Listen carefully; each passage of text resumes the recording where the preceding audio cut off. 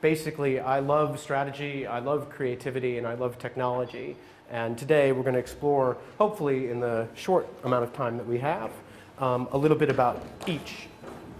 So, without any further ado, first thing is, as you probably all know, things change really quickly in this business.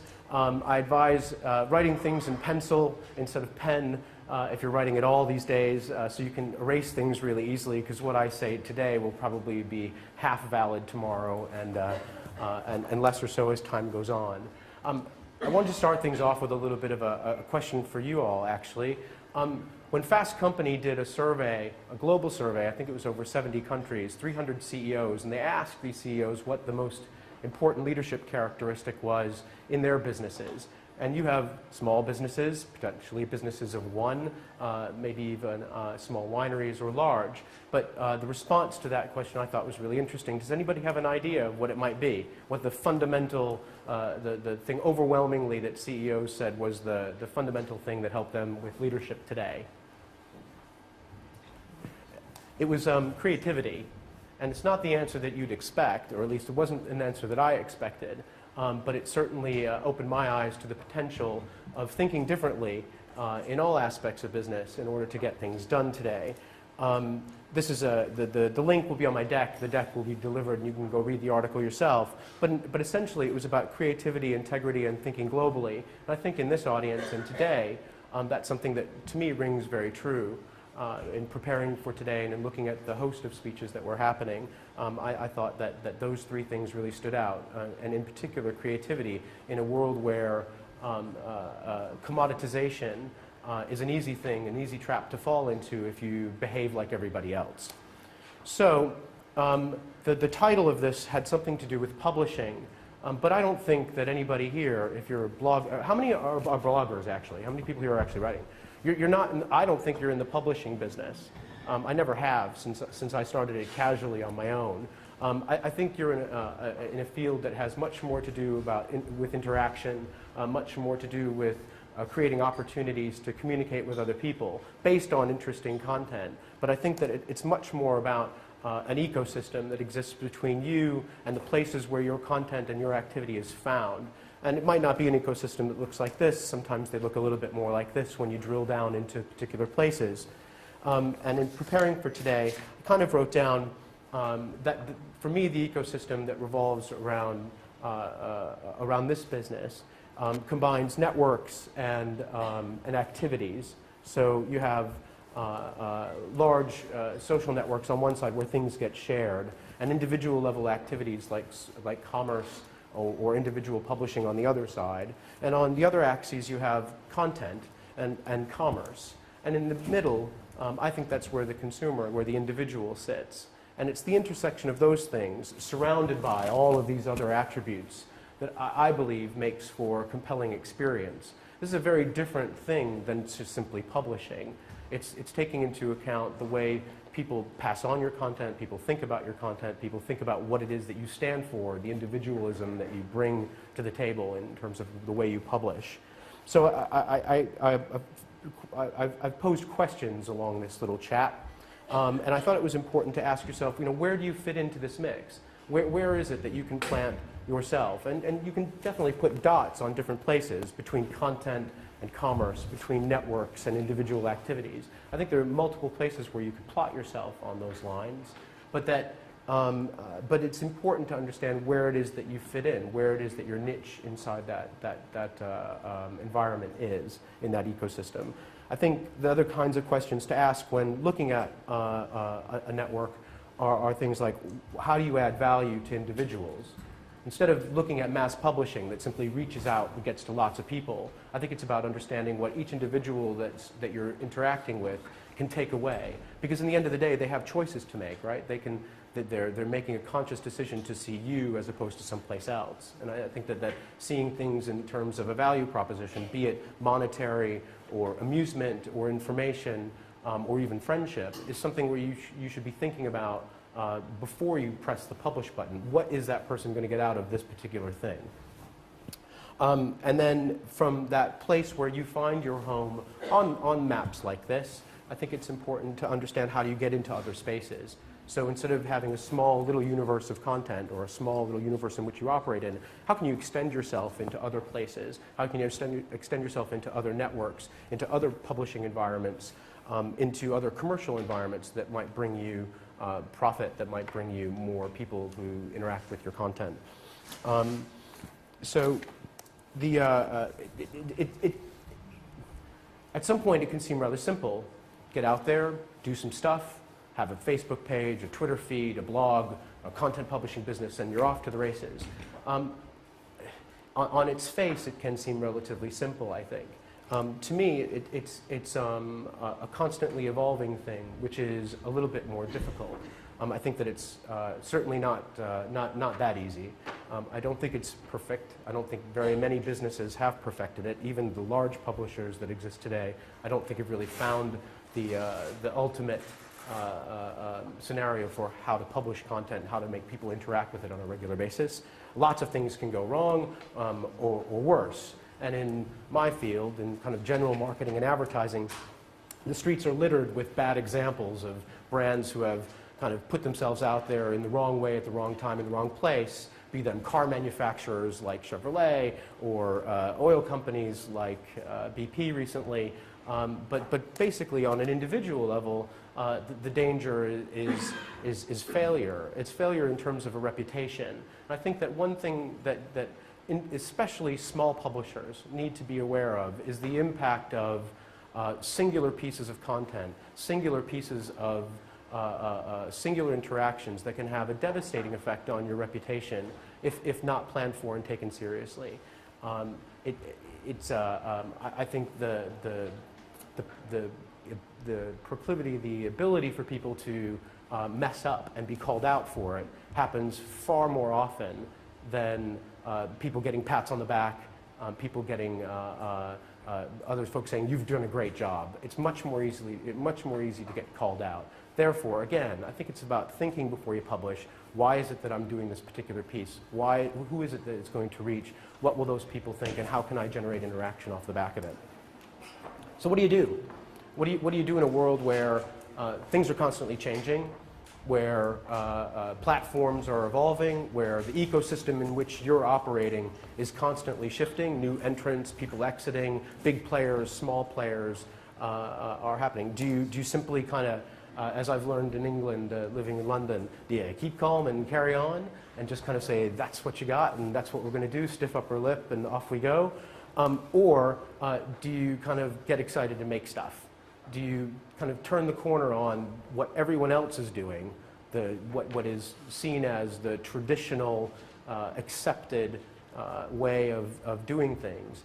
Do you turn the corner on that and do something a little bit different? And I think, by and large, if you're blogging already, you've kind of taken a great step in doing that, because you've eschewed the traditional publishing manifesto and said, I can do things differently myself. But I think it even extends further up beyond that. In terms of marketing and advertising, I think the truth is that traditional advertising and marketing is dead. I think it's died a slow-ish death for the last 20 years. I think it's died a very quick death in the last 5 to 7. And so Hugh MacLeod, any of you guys read Hugh MacLeod? You know Hugh, Gaping Void, wine blogger as well, actually. Hugh wrote this great line, which I've had for years. If you talk to people the way advertising talk to people, they punch you in the face. And I think that keeping that in mind when you look at the way you're marketing yourself or other companies are marketing themselves is really important, because it's read what gets written on traditional advertisements. Read what gets written on wine advertising in terms of glory shots of bottles with a singular line that's next to it. Look at what gets said, and then ask yourself, why is that? You know, how do they get away with this in a world where people can talk about what it is they're writing? That said, Steve Jobs and co., obviously, given the laptop struggle that we had in the beginning of this presentation, hasn't quite won yet. And so there's definitely a bit of a mix of old school and new school. And I'm certainly not saying it all has to happen in one place. Otherwise, none of us would be here face to face anyway today, right? We're living proof that meeting up in groups and sharing things face to face sometimes can trump even the most powerful digital networks. So if you pull back the curtain and you try to understand kind of what's going on behind the scenes, to me, those, if I kind of take another look at our three musketeers from the beginning, I don't know why there's always four of them, but I have three. I think the new rules are about authenticity, about interconnectivity, and about honesty. And if you look at those people out there who are doing things well, people who get lots of respect for what it is that they write, for the opinions that they hold, for the content that they publish, if you can look at the way that, if you find folks that are doing those three things well, I think you meet more often with successful folks than not. And so I definitely urge an authentic voice. Find something that you're very passionate about and stick to it. Make what you're doing very interconnected, and be very honest. Have an opinion. Opinions go a long way online. They serve a lot. Because, in the end of the day, you're not alone. And so, in terms of what you do and the content and the advertising that you create, I think you have to ask yourself some other questions. I think it's important to ask yourself, will what you're doing stand out, for example? And I think that's are you a grain of sand? Are you a grape in a vineyard? I'm trying to put as many bad cliches into this presentation as humanly possible, if you haven't noticed. I think you have to ask yourself at every juncture where you have a piece of content or an activity, is what you're doing actually interesting to other people? Or is it something that's interesting to yourself? I think that lots of people make the mistake of only seeing things that are interesting to them or interesting about themselves. I was talking to somebody yesterday who said he completely gave up writing about his own company and was having phenomenal success writing about the area in which he comes. And I think that's a brilliant idea. It makes total sense. People will take you even more seriously if you're someone who's seen as being knowledgeable, inventive, creative, innovative, and willing to not just say it's all about me all the time. I think the other things to ask yourself to break through this clutter is asking yourself, would somebody pass it on? What are you doing that would actually make people want to take what you've written and give it to somebody else? Is there an offer behind it? Again, it kind of goes back to that value proposition. Is it simply a question of it being tremendously interesting and unique content? Is it about being something that's valuable in some way from a monetary perspective, or is it something that's just simply fun and interesting? I think the fourth thing I wrote down was that you should ask yourself is, why would they choose this over something else? Obviously, the world is full of choices, and more so today, I think, in the world of micro-content publishing.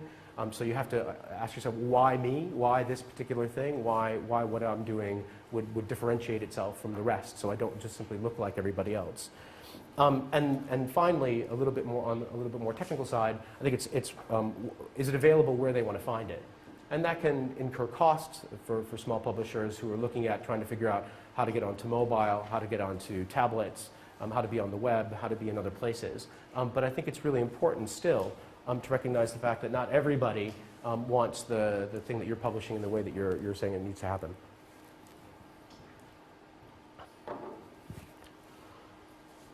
So I wrote a magazine piece called "The Future of TV is Social," and when thinking about today, I wanted to kind of challenge you guys to see yourselves as small TV stations, but built for the 21st century. If you think about television programming and the way that it impacts people in terms of a rendezvous, if you kind of look at, if you abstract yourself from recordable devices for a moment and kind of anytime viewing, there's a lot to be said about setting expectations of what people will find when they come and visit you. And I don't mean that generally. I mean that more specifically about a date or a time or a month or a period where if you set yourself up in a way that says, Wednesdays is the day that I know that this place has something unique, or Friday afternoons before the weekend is when I know that I'll find a recommendation that's unique to to what I'm going to be doing on Saturday nights, or Monday is about corporate entertainment, or whatever it might be. I think that you'll find that more people will latch on. In my experience in setting up these platforms for Tony Erickson, for myself, for Red Bull, it was all about creating an expectation. It was always about having people understand that on a given day or at a given time that they could expect to find something that was truly unique, and that was a reason to come back to where we were. I think that people tried RSS feeds, people have tried email newsletters, people had lots of different ways to bring people to where you are, but there's nothing better than that if you look at the television model, for example, of understanding that a Wednesday night at 8 o'clock, that thing that I want to watch is on the box. And I think that if they know that the same is true for you, you'll find a lot more people coming to your site or coming to your content or coming to where it is that you are on a much more regular basis. So low-hanging fruit, stuff if you're not already doing that I thought would be a good idea to start. It's nothing terribly complex, but if you're not taking advantage of search and keyword search engine marketing, you should. It's cheap, it's cost effective, it drives tons of traffic, and you can experiment. And so if you're not already doing that, I think that you should be. I think that looking at how things get shared, the content that you create, and the way that you make it shareable, ask yourself, how are you making what it is that you create, that stuff that you labor over, the stuff that you really love, how do you enable it to be passed on really easily? How do you put it into formats or to places where people can find it seriously easily? And third, whilst certainly not the cheapest of options, depending on what you find as a return on investment, seeding of content, of actually placing content in places or via partnerships, for example. I'm not sure for micro publishers if it's it potentially qualifies as low-hanging fruit depending on your budget, but it's certainly a very effective way of getting the word out and getting people to see you. Close. In terms of social media, you could do a whole day on it, and hours on end, basically, and I have, but we won't be doing that today. But what I would like you to take away from that is that's worse. Is to fish where the fish are, and we've set up, and part of the businesses that I've been involved with, lots of Facebook pages, lots of Twitter feeds, lots of places for people to go and find us. We've had phenomenal success when we've gone out and looked out where people already are. So if you're writing about Côte de Nuit wine from France, go find the groups on Facebook that already exist that talk about this. Go find the other folks that are out there and find a way of getting your content to them instead of expecting people coming to you. It sounds really basic, but I imagine if you did a little bit of around the room or a little bit of a look around the way people are doing things today, that not enough people are doing that. And again, it's relatively simple and it can have a dramatic impact. People like it when you go to them. People like it when you kind of say, hey, I've got this thing that I think you really like. I can package it up in a way that you can make use of it, and we can get along from there. Looked briefly in the couple minutes we have left. I did put down a couple of things. First, I've already talked, there's a bunch of, some people maybe in this room or definitely in the conference are working on QR codes, scannable kind of ISBN systems for wine. When that happens, please let me know, because I'd love to find a way so that when I snap pictures of wine bottles that I'm drinking and have to upload them to Flickr, that there's some easier way of tracking and sharing them with people that I know. I think that that's definitely coming for this business. I think it's stuff that has discrete amounts of information and opinion. You combine those two things together, and it only takes a certain amount of technology to accomplish that. I know there are a couple people in the room that are actually thinking about doing that. I definitely think that that's something that will happen imminently, given the amount of data. And if it's not somebody from an entrepreneurial perspective, even companies like Google, who house tons of information, when you search for a particular wine, for example, someone will leverage the APIs that they have to make that happen. Location is definitely something that's happening across the marketing landscape. I think that it's certainly something that's incredibly valid and important for the wine business. And location-based marketing, for me, is if it's not for you, it's at least for me a huge part of the future of marketing and I believe the future of this business. So for example, when you show up in a place and you're not really sure where you are, the guy I was with when I visited Lowhanging Conti pulled out a demo app of his little cruise Android development project, held it up with AR, looked at the vineyard that they were visiting. It showed the information from the vineyard that they were in. It pulled Wikipedia data into it and said, you're at Lowhanging Conti, and the guy who I was standing with, who was an ex-professor of wine at the University of Dijon, you could download a podcast and learn about that particular vineyard from him. And I had paid him X number of £100 for the day to take me around that neighborhood, and he was saying that actually what they're going to do is sell this app that you'll then get him, and then on Saturday you can have a tasting. Now that's kind of cool.